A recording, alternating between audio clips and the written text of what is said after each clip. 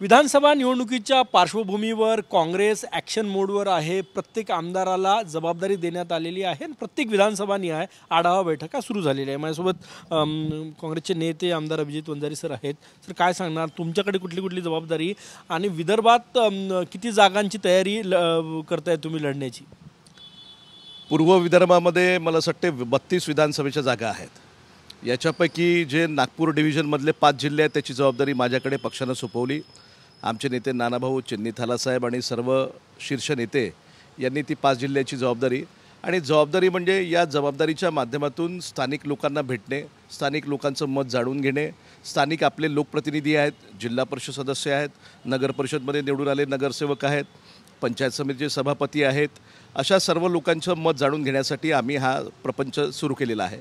माझा भंडारा दौरा झाला, गोंदिया दौरा झाला, काल मी वर्धेला होतो आणि आता मी गडचिरोलीला निघालो आणि या माध्यमातून ज्या सीट शेअरिंगसाठी आपल्या पार्टीचा नेमका बेस किती आहे, काय आहे, बूथ लेवलला कार्यकर्ते किती आहेत, हे सगळं जाणून घेण्यासाठी पक्षाने मला जबाबदारी दिलेली आहे आणि त्या पद्धतीने आमचे दौरे सुरू आहे। निश्चितपणानं ज्या पद्धतीचा सेटअप, राजकीय सेटअप हा काँग्रेस पक्षाचा आहे, ती इथे 99% या ज्या सीट आहेत त्याची आमचा आग्रह, त्याची मागणी ही आम्ही करणार आहे। ओएसिस फर्टिलिटीच्या तज्ञांनी IVF उपचार पद्धतीद्वारे 1 लाखांहून अधिक जोडप्यांना मातृत्व प्राप्तीचा आनंद दिला आहे। मोफत अपॉइंटमेंट बुक करण्यासाठी आजच संपर्क साधा। हा सगळे विदर्भातल्या 62 विधानसभेचा अहवाल वेगवेगळे आमदार प्रदेशाध्यक्षाकडे देणार आहे। किती जागांवर तुम्ही लढण्यासाठी आग्रह करणार आहे? नाही, बघा, आता मी जसं तुम्हाला 5 जिल्ह्याचं सांगू शकतो की वर्धा विधानसभेमध्ये 4 सीट्स आहेत। आर्वी विधानसभा आहे, वर्धा आहे, देवळी पुलगाव आहे आणि हिंगणघाट आहे। तसं आपलं भंडाऱ्यामध्ये 3 आहे, साकोली आहे, तुमसर आहे आणि भंडारा पवनी विधानसभा आहे, 3 या झाल्या। गोंदियामध्ये 4 जागा आहेत, तिरोडा आहे, गोंदिया आहे, मोरगाव अर्जुनी आणि आमगाव देवळी आहे। गडचिरोलीमध्ये 3 आहे आणि चंद्रपूर जिल्ह्यामध्ये 6 विधानसभा आहेत। तर या संपूर्ण भागामध्ये या ठिकाणी जर तो सेटअप पाहिला तर तो काँग्रेस पक्षाकडे आहे।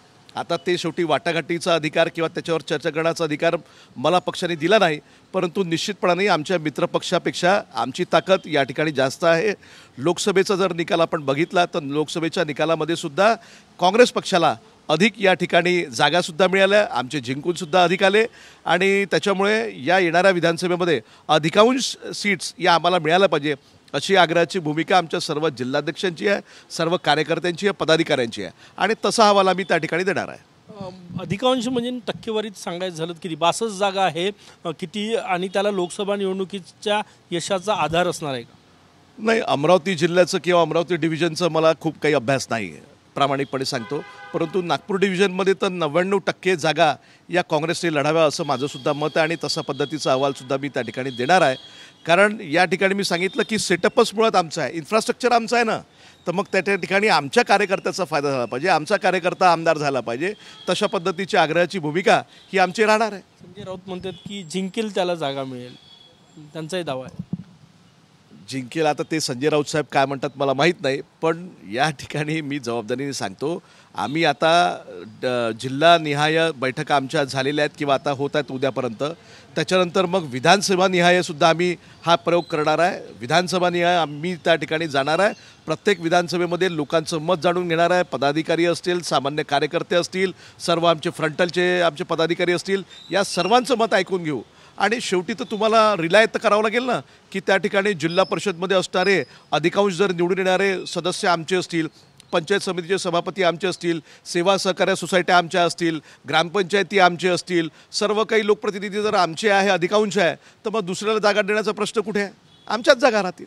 सर्वे सुरू केला आहे तुम्ही? हो, सर्वे पण सुरू केला आहे। सर्वे आम्ही सुरू केला नाही, पक्षाने सुरू केलेला आहे।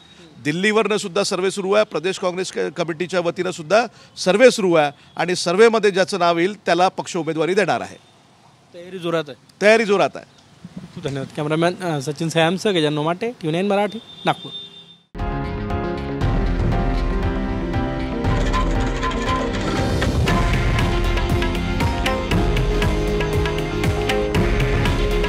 हे आहे देशातील नंबर 1 न्यूज नेटवर्क आणि आपण पाहत आहात TV9 मराठी।